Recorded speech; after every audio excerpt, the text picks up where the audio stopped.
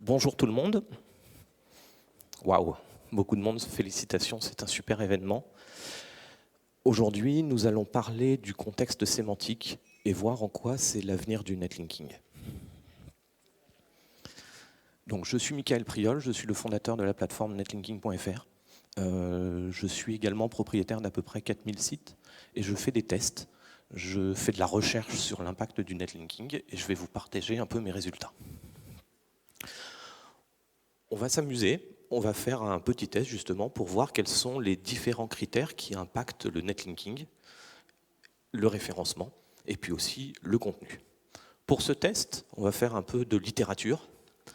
Je suis parti d'un nom de domaine, on appelle ça un exact match, c'est-à-dire que dans mon nom de domaine, j'ai la requête exacte qui m'intéresse. Là, on a une requête qui est tapée 15 000 fois par mois.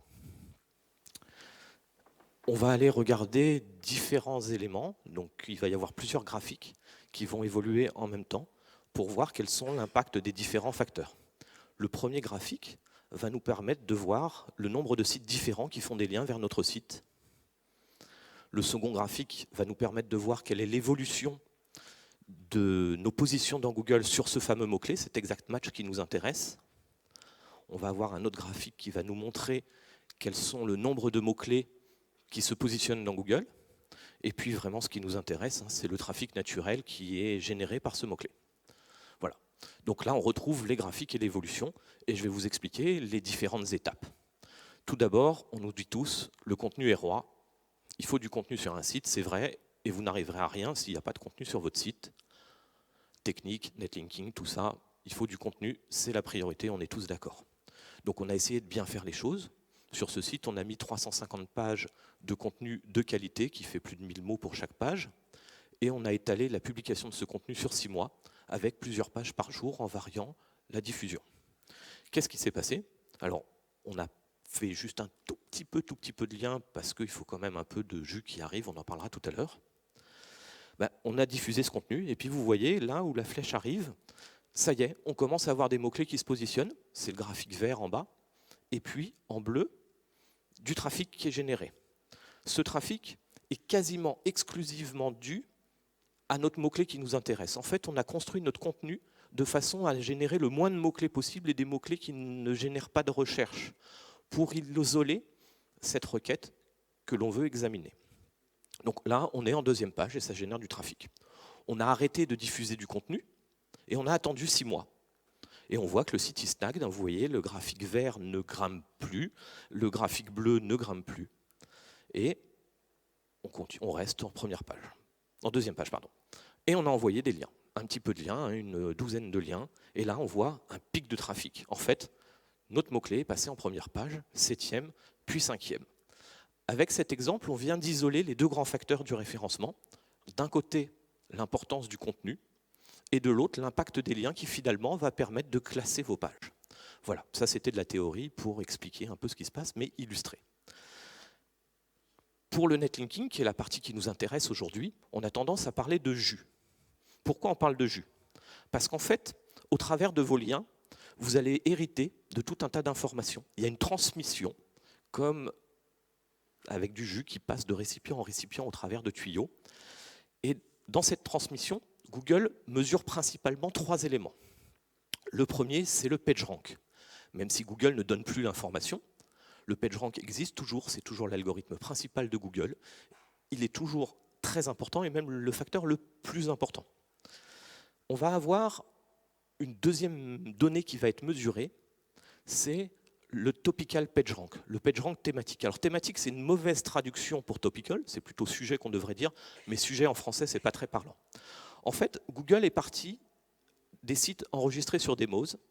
Il y avait en 2011 5 millions de sites donc classés dans 1 million de catégories par des humains, un peu à la façon de Wikipédia. Et ces humains avaient validé des sites dans des thématiques.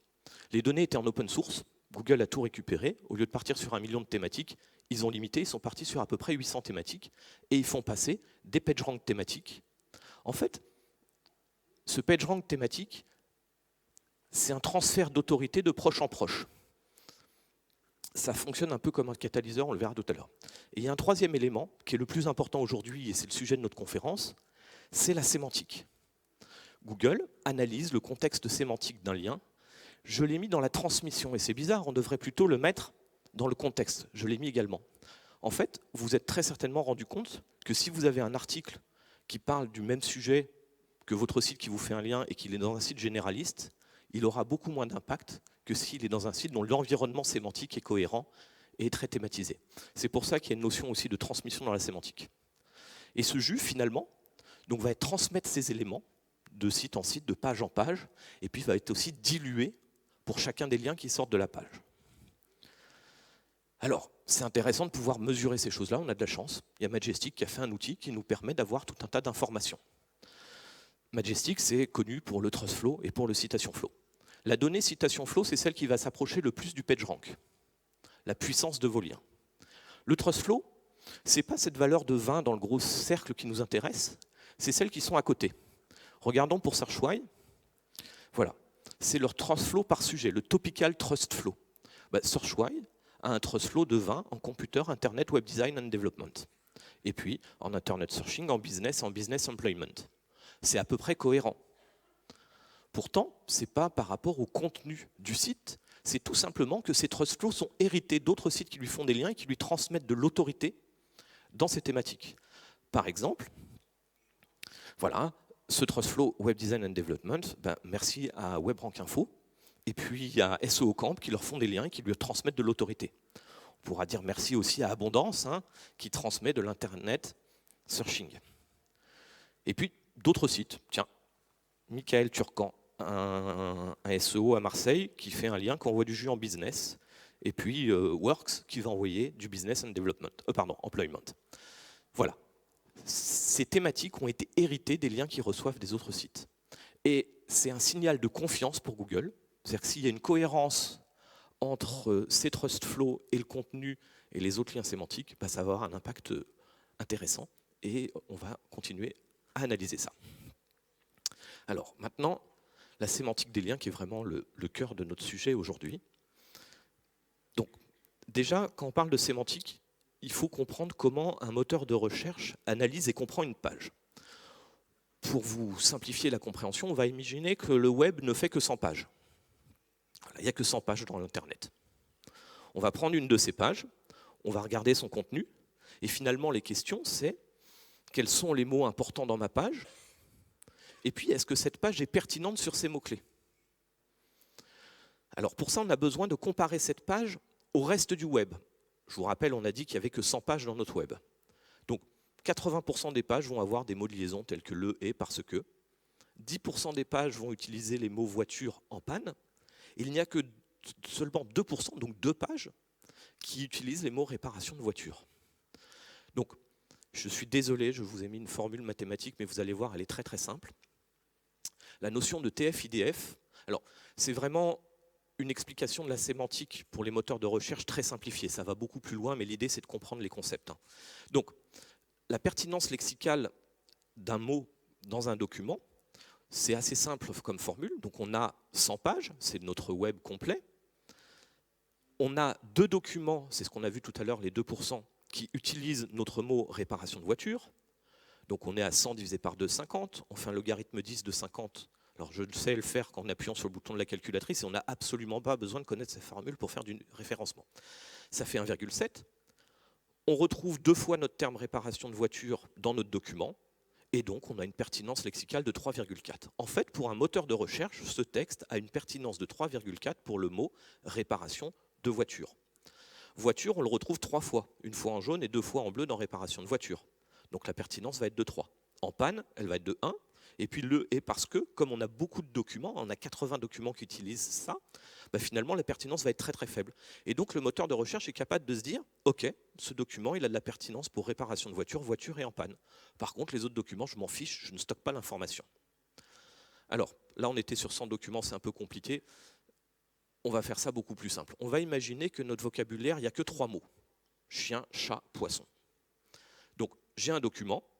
Il va être positionné dans un vecteur. En fait, pour un moteur de recherche, le web, c'est un énorme référentiel avec un axe pour chaque mot-clé. Mais notre cerveau à nous, on arrive à comprendre que 3 dimensions. C'est pour ça qu'aujourd'hui, on n'a que chien, poisson et chat. Donc là, voilà, on positionne, comme on faisait au lycée, notre document sur ce repère. On va avoir un deuxième document qui lui va parler de poissons et de chats, et on voit qu'ils sont assez éloignés. Et finalement, on va faire une requête qui est aussi un document, une requête. C'est un petit texte. Notre requête, c'est chat, chat, poisson, chat. Quel est le document le plus pertinent pour notre requête?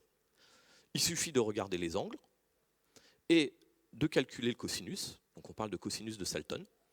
Plus l'angle va être serré, plus le cosinus sera fort et plus les documents seront proches de la requête. C'est le moyen d'identifier quel est le document le plus proche.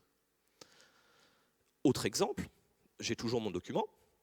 Si j'ai un document qui est identique, les deux vecteurs se superposent. Mon angle égale 0, mon cosinus égale 1, contenu dupliqué. Voilà comment un moteur de recherche comprend le contenu dupliqué. Ça va plus loin avec les n-grammes, mais c'est pour simplifier l'explication. Autre petit exemple, je prends mon document, et là j'ai un document qui est très proche sémantiquement. On regarde, il se fait un lien. Mon angle est très court, 5 degrés. Mon cosinus est très fort. Le lien est pertinent et logique. A contrario, si j'ai deux documents qui sont très éloignés, mon angle est très grand, mon cosinus est négatif, et donc le lien n'est pas logique. Voilà comment un moteur de recherche est capable de comprendre s'il y a une pertinence sémantique entre vos liens. C'est assez simple. Donc le problème, c'est qu'on n'a pas moyen de le mesurer, à part au pifomètre, de se dire ça a l'air de parler de la même chose. Donc nous, sur Netlinking, on a développé un outil. Quand on rentre un site dans Netlinking, on analyse les sujets dont il parle, on sort des champs lexicaux. Donc là, par exemple, on a fait un exemple avec Doctissimo. Et sur leur page d'accueil, quand on a fait le test, ils parlaient beaucoup de sexualité, de grossesse, de semaine d'aménorrhée, tout un tas de termes autour de la parentalité. Et donc, on va aller comparer les sites avec un score de proximité sémantique. Et si vous regardez, les deux sites en vert parlent effectivement d'accouchement. C'est eux qui ont le score le plus fort. Par contre, on va revenir en arrière, je suis allé vite. Le troisième, qui parle de troubles de comportement alimentaire, de boulimie, d'anorexie, lui n'a pas de pertinence à faire un lien vers la homepage de Doctissimo puisqu'elle ne parle pas de ce sujet. Voilà. Donc Google sera capable de voir que c'est un lien qui est fictif, puisqu'il n'y a pas de raison qu'il fasse un lien, il n'y a pas d'information là-dessus sur cette page-là. Par contre, dans Doctissimo, il y aurait d'autres pages qui aborderaient le sujet et eux qui seraient pertinents. Voilà, ça c'était la théorie. Nous allons maintenant passer à des études de cas pour vous illustrer ce que je viens de vous dire et montrer l'impact que ça peut avoir. On va faire un petit jeu. Je prends deux sites, ils sont exactement identiques, ils font tous les deux 17 pages, ils parlent d'une maladie qui provoque des douleurs. Pour un site, on parle au niveau des hanches et pour l'autre au niveau des cervicales. Je vais prendre mon premier site et puis je lui fais des gros liens. On a vu qu'on avait besoin de puissance, de TrustFlow. Ok, on va y aller. Donc le premier site qui est en haut, c'est un portail dans le médical qui a du trafic, qui fonctionne bien. Et puis on a un autre site qui vient renforcer aussi cette idée de médical. Qu'est-ce qui se passe ? Ce site, il ne décolle pas. Il n'y a pas de trafic. On avait 28 mots-clés positionnés, ce qui est dérisoire. On est passé à 116. Il ne s'est rien passé. En fait, pour Google, ce lien n'était pas naturel. Beaucoup trop gros qui envoie vers un petit site. On le prend pour un jambon. Prenons maintenant notre deuxième site. Et là, on va faire un lien de notre autre site. Là, vous vous souvenez, on a dit qu'il parlait de la même maladie à deux endroits du corps différents. Et puis, on a ce trust flow, cette confiance qu'on va transmettre. Donc, on part d'un 32, on a de la perte avec les liens, et on va donner de la confiance. On est à 25 de trust flow pour ce deuxième site. Et qu'est-ce qui se passe ? Là, le site décolle, et on arrive à 1,54 trafic uniquement avec ce lien. Qu'est-ce qui s'est passé ? D'un côté, on a eu un catalyseur, le trust flow thématique, ou le PageRank thématique, topical PageRank, qui est présent, qui dit « Ok, on reçoit, on hérite de la confiance dans les thématiques médicales. A priori, ce site pourrait être pertinent. » Et à côté, on a un site très proche sémantiquement qui dit grosso modo, vous avez mal aux hanches, c'est chez nous, mais si vous avez mal à la nuque, allez plutôt voir ce site. Et là, ok, Google, il dit go, je reçois du jus qui est bon, et je donne des positions à ce site et le trafic décolle. On va refaire un deuxième test. Je pars de zéro sur un site pour lutter contre la dépression. On voit que l'analyse sémantique a bien fonctionné. On nous propose tout un tas de sites adaptés. Donc, je vais faire un premier lien. Je vais lui donner du TrustFlow avec un lien homepage. Et donc, voilà, j'hérite de sciences et sciences sociales, qui sont des thématiques adaptées. Et puis, je vais faire des petits liens sémantiques dans des articles. Alors, j'ai utilisé 3 sites là, pour mon netlinking. On va regarder ce que valent ces sites. Alors, il y a plein de données sur cette page, mais ce qui nous compte, en fait, c'est ça. Ce site, il reçoit des liens de 9 sites différents. Il n'y a que 77 mots-clés, il n'y a que 2 en trafic. Et vous voyez, nos 3 sites sont vraiment des sites minables, qui reçoivent très peu de liens, qui ne reçoivent pas de trafic. Et qu'est-ce qui se passe pour notre autre site?